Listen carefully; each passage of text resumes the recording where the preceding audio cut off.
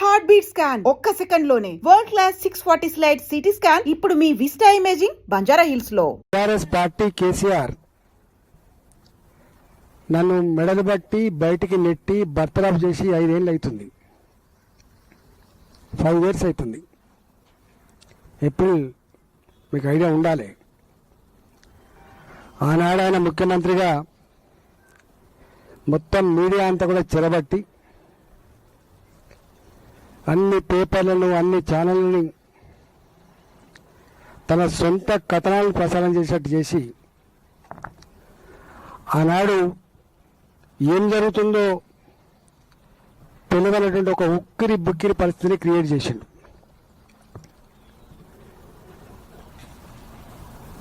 ఆనాడు మాలాంటి వాళ్ళం బయటకు వచ్చి చెప్పుకుందామంటే కూడా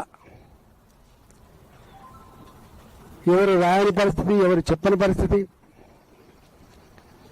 అనివార్యమైన పరిస్థితులలో మేము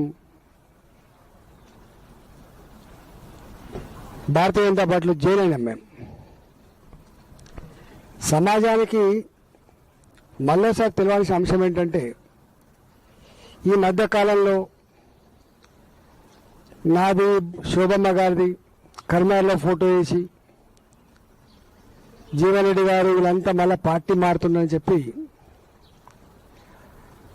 పోస్టర్లు పెట్టుడు, దానికి కొంతమంది మాలాంటి కూడా దాన్ని ప్రమోట్ చేసి ఇట్లాంటివి జరుగుతూ ఉన్నాయి. నేను ఆ రోజు చెప్పిన మళ్ళీ ఈరోజు చెప్తున్నా, పార్టీలు మారడం బట్టలు మార్చుకున్నంత తేలిక కాదు అని. రెండో మాట కూడా గుర్తు చేస్తున్నా, మాలాంటి ఆ స్థాయిలో ఉన్నటువంటి నాయకులు ఒకవేళ బయటకు వచ్చిన పార్టీలు మారకూడదని కూడా ఒక సందేశం ఇచ్చినాడని, పార్టీలు మారకూడదనే సందేశం కూడా నేనే ఇచ్చిన. అట్లాంటి నన్ను పట్టుకొని ఈ మధ్యకాలంలో మళ్ళీ ఇట్లాంటి వెకిలి ప్రయత్నాలు ఏవి చేస్తుండో, నా గురించి తెలంగాణ సమాజం తెలిసినప్పటికి కూడా, నా మాటలు మీకు గుర్తున్నప్పటికి కూడా మీరు ఇట్లాంటి పట్ల అప్రమత్తంగా ఉండమని చెప్పి కోరుతున్నా. జనరల్గా నాకు అన్ని రాజకీయ పార్టీల కంటే కూడా 20 ఏళ్ళు టీఆర్ఎస్ పార్టీలో ఉన్నా కాబట్టి అత్యధికంగా పరిచయం ఉన్న వాళ్ళంతా కూడా న్యాచురల్గా టీఆర్ఎస్ పార్టీలో ఉంటారు. నన్ను అభిమానించే వాళ్ళు ఉంటారు. ఈ మధ్యకాలంలో చర్చ జరుగుతూ ఉంది, ఈటల రాజేంద్ర గారిని పోగొట్టుకొని కేసీఆర్ తప్పు చేసుకున్నాడు అని అంటాను. నేను అంటలేను. ఇట్లా అనేక మంది పోగొట్టుకున్నారు. ఒక తుమ్మల నాగేశ్వరరావు కావచ్చు, ఒక కడియం సిఆర్ గారు కావచ్చు, ఒక పొంగిరెడ్డి శ్రీనివాసరెడ్డి గారు కావచ్చు, ఒక ఏపీ జితేందర్ రెడ్డి గారు కావచ్చు, ఒక బొడిగ శోభమ్మ కావచ్చు, అనేక మంది ఉద్యమకారులు, అనేక మంది మాజీ ఎంపీలు, అనేక మంది మాజీ మంత్రులు, అనేక మంది మాజీ ఎమ్మెల్యేలు పోగొట్టుకున్నాడు. అయితే ఈ మధ్యకాలం పెద్ద చర్చ జరుగుతూ ఉంది. మళ్ళా రామరాజు లాంటి వాళ్ళు, లేకపోతే బొడిగ శోభమ్మ లాంటి వాళ్ళు మళ్ళా కేసీఆర్తో కలుతారట అనేటువంటి చర్చ పెడుతున్నారు. ఇట్లాంటి పిచ్చి ప్రయత్నం చేయొద్దని చెప్పి నేను కోరుతున్నా. ఆ సబ్జెక్ట్ ఎత్తైనా నాకు నేను ఆడ భరించిన బాధ ఏందో గుర్తుకొస్తూ ఉంటుంది. ప్రజల కాలాన్ని నేను చెప్పలేకపోయినా కానీ నన్ను కేవలం బర్తరఫ్ చేయడం మాత్రమే కాకుండా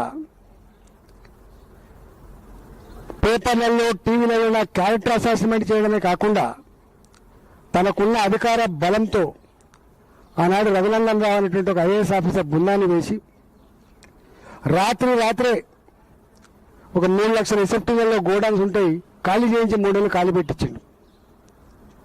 రాత్రే నాకు ఒక ఫీడ్ ప్లాంట్ 78 కోట్లతో కట్టుకున్న ఫీడ్ ప్లాంట్ పొల్యూషన్ సర్టిఫికేట్ లేదని చెప్పి సీజ్ చేసిండ్రు. వందలాది మంది దళితుల్ని పెట్టి రోజు ధర్నాలు పెట్టించిండ్రు, షెడ్లు కూడా కొట్టించిండ్రు. పొద్దునప్పుడే సర్పంచ్ గారు అన్యాయం అని చెప్పింది, సాయంత్రం కల్లా డబ్బులు ఇచ్చిందని చేసి ఇది నిజమని చెప్పించిండ్రు. నేనే తరబడి అక్కడనే అడ్డ పెట్టించి ఇప్పుడున్న మాజీ మంత్రులతోటి, ఇప్పుడున్న మాజీ ఎమ్మెల్యేలతో అడ్డ పెట్టించి ఆయన చేయని పని లేదు.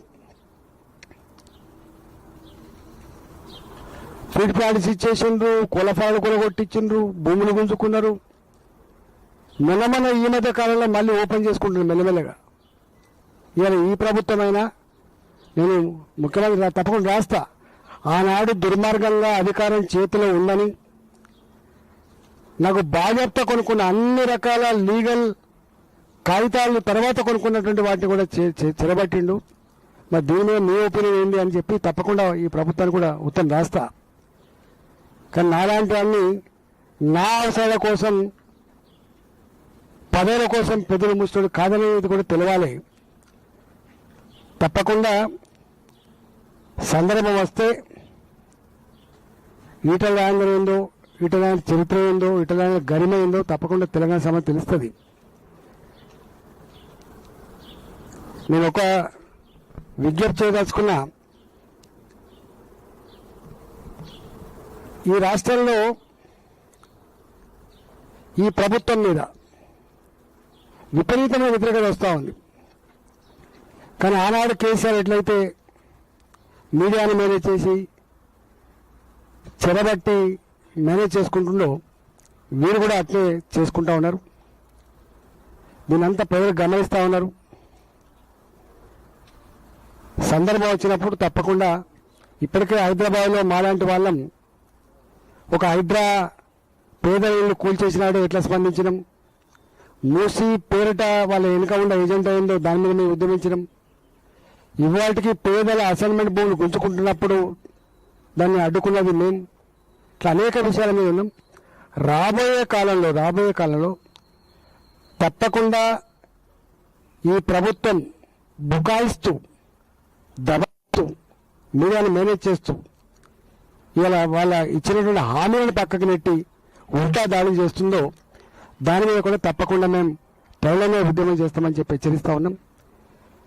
ఇవాళ మా ఎంపీల బృందం, పార్లమెంట్ సభ్యుల బృందం ఇక్కడ మేము జిహెచ్ఎంసీలో ముగ్గురం ఉంటాం. కొండా విశ్వేశ్వరరెడ్డి గారు, నేను, రఘునందన్ రావు గారు.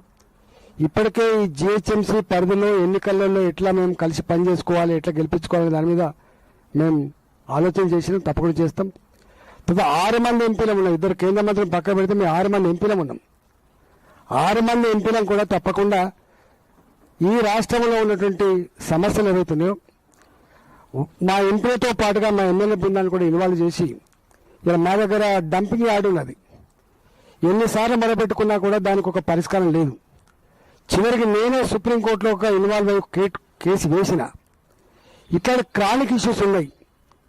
అసైన్మెంట్ భూముల ఇష్యూస్ కావచ్చు, లేకపోతే మహబూబ్నగర్లో ఉన్న కొన్ని ఇష్యూస్ కావచ్చు, ఇలా మెదకులో ఉన్నటువంటి కొన్ని ఇష్యూస్ కావచ్చు, తెలంగాణ వ్యాప్తంగా ఇష్యూస్ కావచ్చు.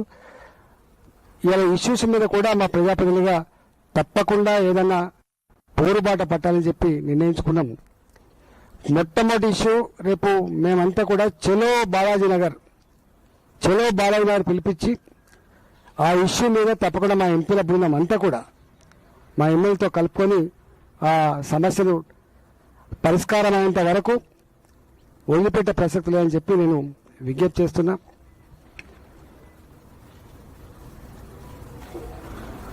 ఈ పార్లమెంట్ పరిధిలో జరిగేటువంటి ఎన్నికలలో డెఫినెట్గా ఇప్పటికే సర్వేలు చేసుకుంటా ఉన్నాం. డబ్బులు నమ్ముకొని ప్రలోభాలు నమ్ముకున్న వాళ్ళు ఒకరికి ఉన్నారు, ధర్మాన్ని నమ్ముకున్న వాళ్ళం, ప్రజలు నమ్ముకున్న వాళ్ళు ఇంకొక వైపు ఉన్నాం. 100% ఇక్కడ జరిగేటువంటి ఎన్నికల్లో మేము పగడబందిగా ప్లాన్ చేసుకుంటున్నాం. తప్పకుండా రాబోయే ఎన్నికల్లో విజయకేతనం ఎగరడానికి మేము తప్పకుండా ప్రయత్నం చేస్తాం. మంత్రులు రారు కదా, మంత్రులు ధర్నాలకు ఎట్లా వస్తారు? మంత్రులకు ఇట్లాంటి ఇష్యూస్ మీదకి వస్తారు. ఇష్యూస్ ఉన్నాం, మేము ఉన్నాం కదా.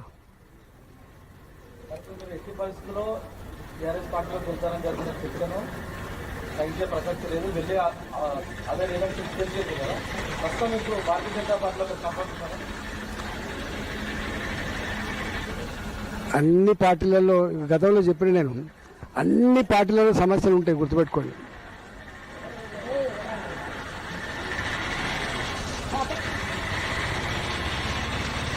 వైరుధ్యాలు లేని కాంపిటీషన్ లేని పార్టీలు ఉండవు.